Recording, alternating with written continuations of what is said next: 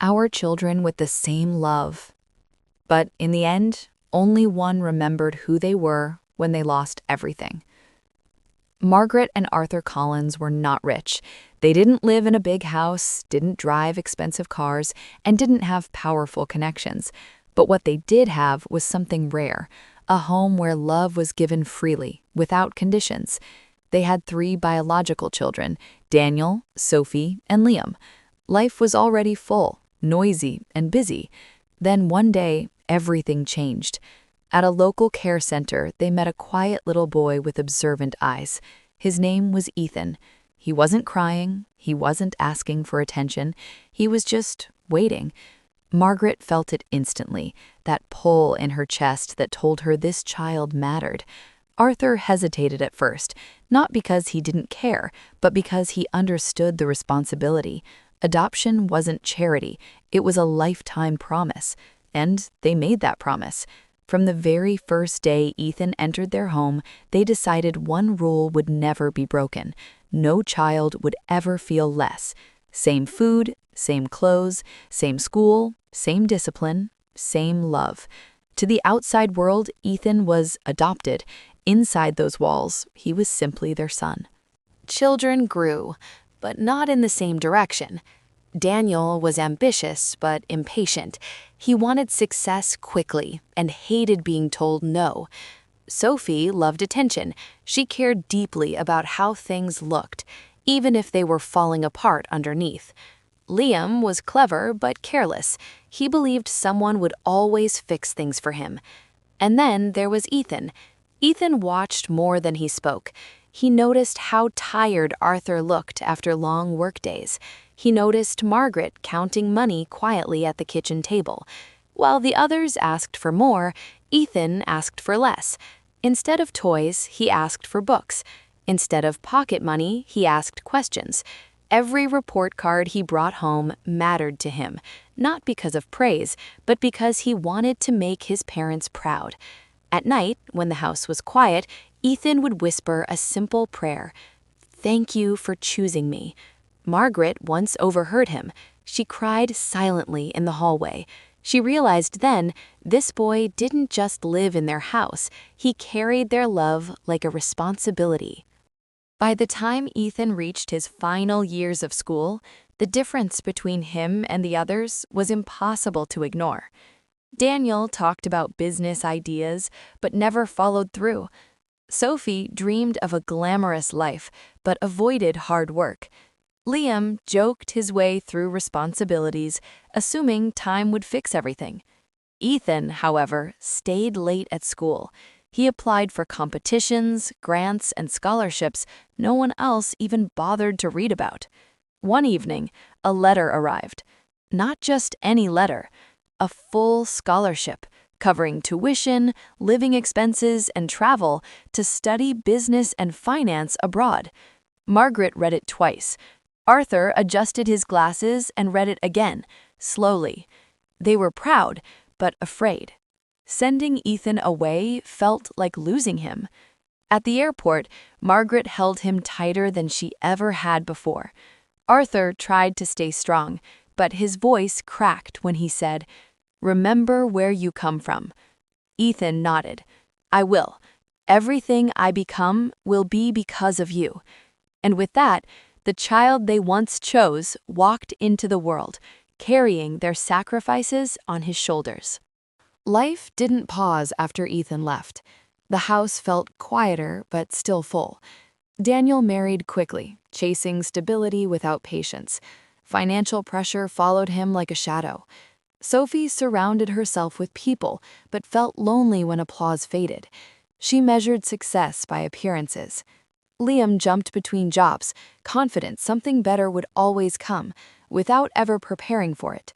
They lived close to Margaret and Arthur, yet somehow they visited less. Sunday dinners became rare, phone calls became short. When Arthur's health began to decline, it was Margaret who noticed first, the way he struggled to stand, the way hospital letters piled up. Medical bills came quietly, then debts. Margaret and Arthur told themselves their children were busy, that help would come when it was needed.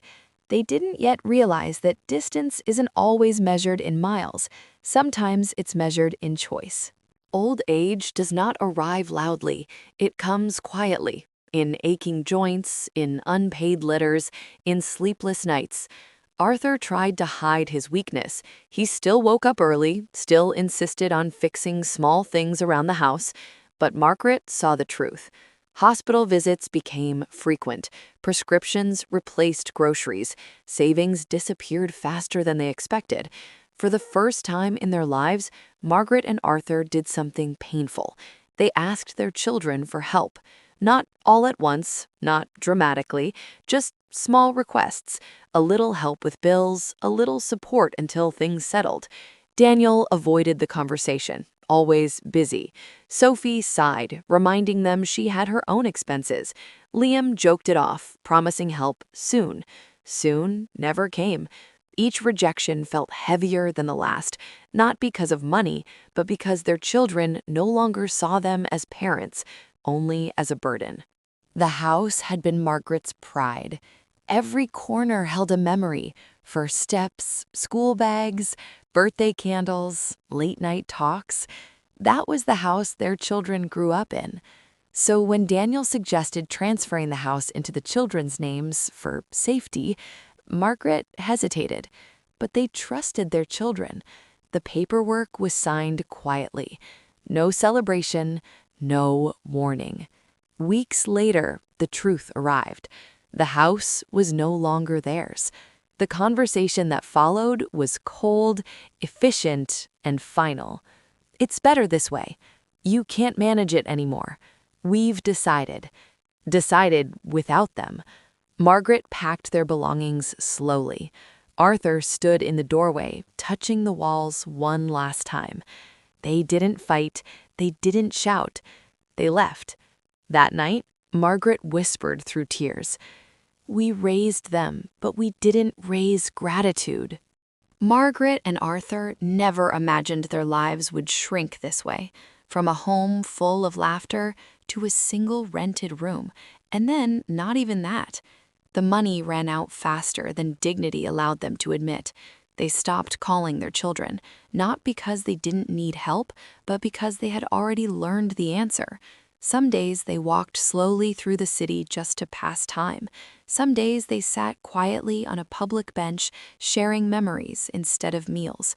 Arthur's health worsened. Margaret learned how to smile while breaking inside. People passed them every day. No one recognized them. No one stopped. They had become old, poor, and invisible, abandoned by the very people they once protected from the world. Margaret often wondered, was love not enough? Arthur wondered something else. Where did we go wrong? Neither of them had the answer. It was an ordinary afternoon when the black car stopped. Clean, expensive, out of place. Margaret noticed it first, but said nothing. A man stepped out, tall, confident, calm. He took a few steps, then froze. The world went quiet. "Mom?" His voice shook. "Dad?" Arthur looked up slowly.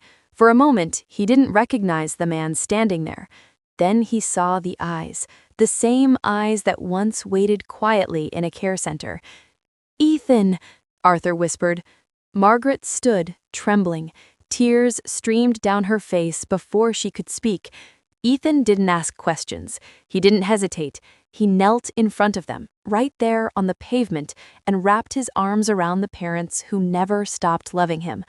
"I've been looking for you," he said softly, "and I'm not leaving again."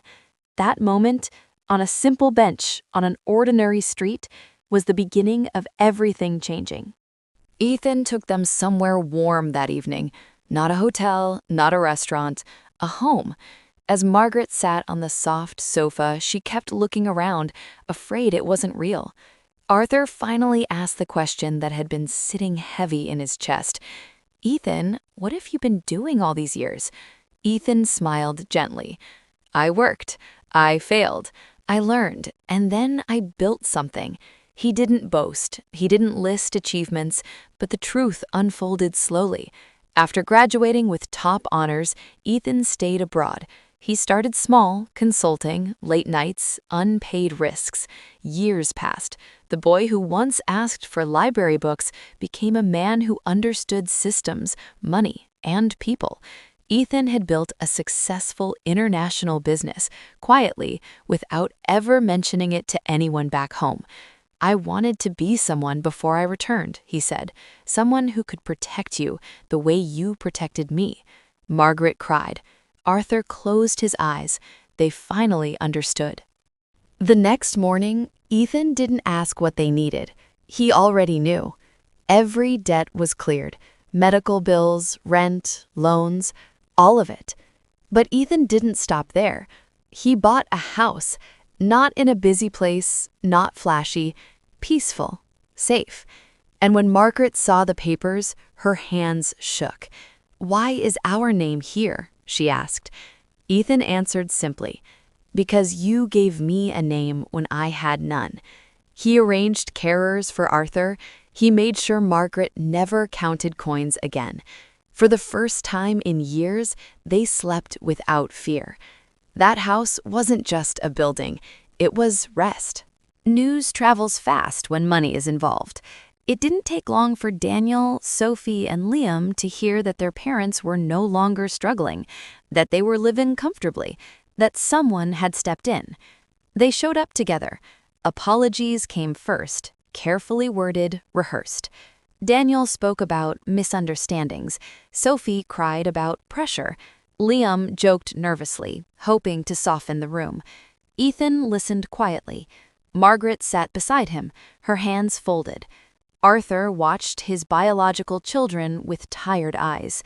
Ethan finally spoke. "You didn't take their house because you were desperate," he said calmly. "You took it because they were weak, and you thought they had no one left." Silence followed. "This isn't about money," Ethan continued. "It's about what you did when they needed you most." He didn't shout. He didn't threaten. He simply stood, opened the door, and said, "They're safe now. You don't get to hurt them again." The door closed, and with it, their last chance. Margaret and Arthur never spoke badly about their biological children again. They didn't need to. Life slowly settled into peace. Mornings were quieter. Laughter returned, soft, genuine. Arthur's health stabilized. Margaret began tending a small garden, just like she used to. Ethan visited often. Sometimes he stayed. Sometimes he worked late into the night, but he always came back. One evening, Margaret asked him, "Why didn't you ever tell us how successful you became?" Ethan smiled. "Because I didn't want you to love me for what I had, only for who I was." In the end, blood didn't define family, choice did, and the child they once adopted became the son who gave them everything when everyone else took it away. Sometimes the people who share your blood forget your worth, but the ones you choose with love will carry you, even when the world turns its back. If this story touched your heart, please like this video and subscribe to the channel for more real, emotional stories. And tell me in the comments, do you believe family is defined by blood or by loyalty?